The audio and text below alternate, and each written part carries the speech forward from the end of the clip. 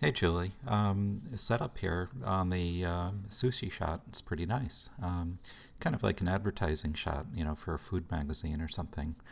Um, so I did want to brighten up the actual subject here using feathered selection. So I did take this and move it into Photoshop. And it's pretty simple. I'm just going to grab the lasso in here and just lasso around this stuff, and then I'm going to hold down shift so I don't have to do it in separate operations. And notice how I'm adding a new selection without disturbing the old selection. So holding down the shift key allows you to do that. Click selected mask, feather it out to blend that line in, and OK. And then hide it with a Control H and bring up your levels with a Control L. And notice how far away our highlights are. This is the edge of the highlights, and this is our slider for that. So as I bring it right up to the edge of the histogram mountain, it shows what just a small tweak like that can do. Here's the before, here's the after. It's like turning on the lights. As I pointed out to Kristen, think of yourself as a lighting director in a theater, and the actors come on stage, and your job is to light them and to adjust the quality and quantity of the light so that the people in the audience really can dig into their words. So if the actors were always speaking from a shadow someplace, then it wouldn't be as effective in the theater. See, okay, small things.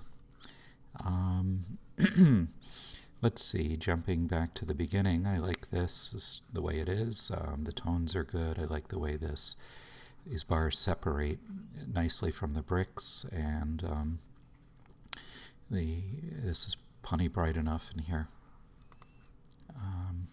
This I like as an image too because of the repetition of the curves in here.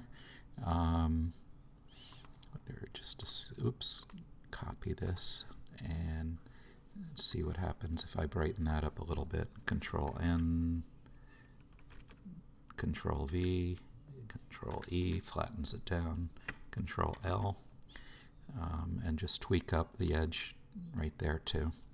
Okay, small tweaks. Here's the before and here's the after. Small tweaks, and it makes kind of a big difference in the way your work is presented.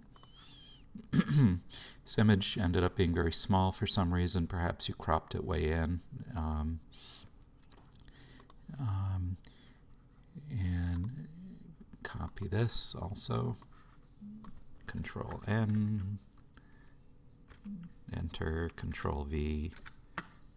And what I want to do is I'm seeing that there's not as much richness and intensity like probably you were thinking when you photographed this.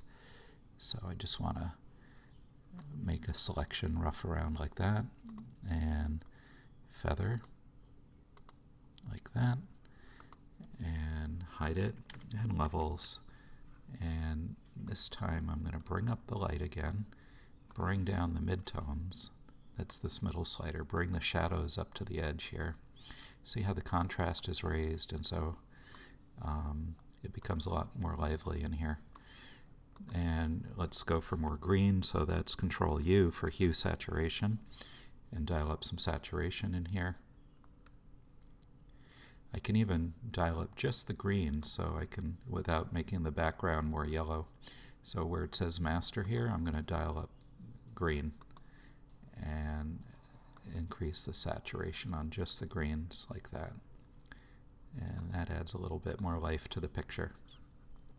See how I tweak these greens up in here. And here's where it started. See? Ended. Okay. Okay. trying to get people too to abstract when we're photographing built objects. Like this is abstracted because it's not just a picture of the whole railing, and so is this because it's not just the whole bowl. So here we're seeing the whole doorknob, or the drawer knob, and it separates nicely, but kind of if we were to abstract it more, this one gets a little lost, a lot going on in here. The background and the objects kind of meld together. And this is just out of focus, no light. This is probably the worst one of the group. And this is okay. Again, it's sort of on the edge of being too much of a description of the whole object and not enough abstraction. Same with that. So what's more interesting is this area in here, maybe those boxes, maybe getting a different angle, perhaps not including the kitty head. And this one is not so much fine art as advertising, but as we already discussed at the beginning, it's pretty nice. I like this curve through here. So that's it. See you on the blog.